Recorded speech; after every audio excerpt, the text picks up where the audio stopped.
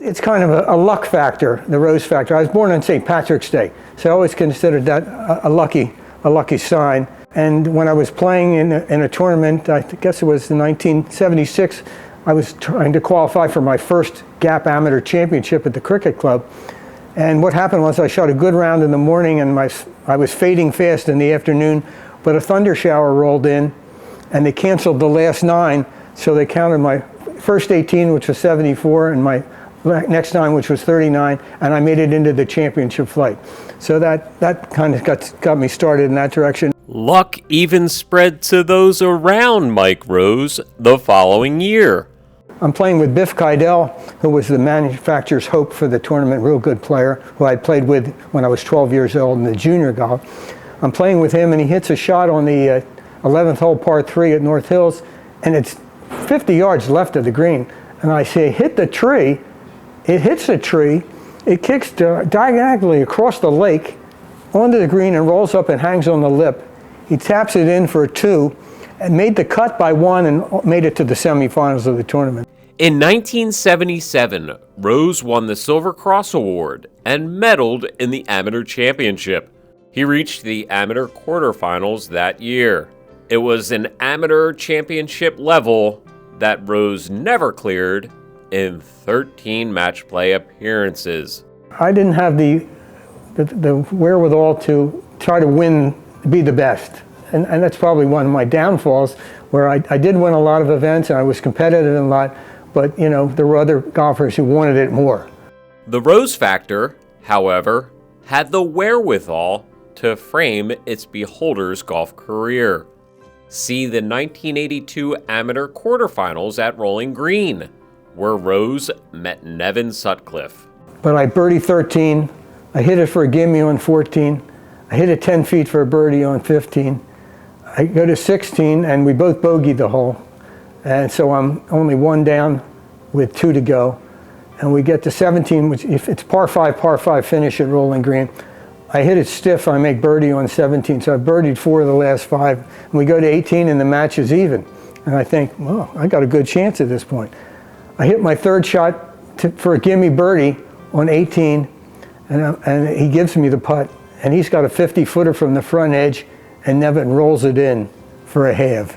So I didn't win the match, and he beat me on the 20th hole. There was a dose of the good Rose factor in his 1995 middle amateur victory at Bent Creek. And I go to 17, which is a par 4, about 300 yards, water all the way down the left, and the pin is tucked way back left, like 15 feet from the lake. And I said, well, I got to make sure I keep it to the right of the pin. I get up there with my 2nd shot, which is a wedge, and completely pull it way left of where I was going, and it ends up like that. And I was able to tap that in, 3-putted the 18th for a bogey, but I had shot 3 under 68. The good Rose factor again at Torresdale Frankfurt in 1999, when he took to the practice green of all places for an alternate playoff for the U.S. Mid-Amateur. I get up there and I drain it. Now, I hadn't made a birdie all day. I hadn't made anything all day. I go up and I drain with Jimmy Kanya's putter. I knock a 20-footer in, and they miss, and I get the first alternate spot. Well, that's good, okay. But alternates never gets in. The tournament's out in St. Louis. Nobody's going to be going out there. I get up the next morning. The phone rings. It's 8:30 in the morning. The next morning, and it's Larry Abramson. And I said, Larry Abramson's with the USGA. What did I do wrong?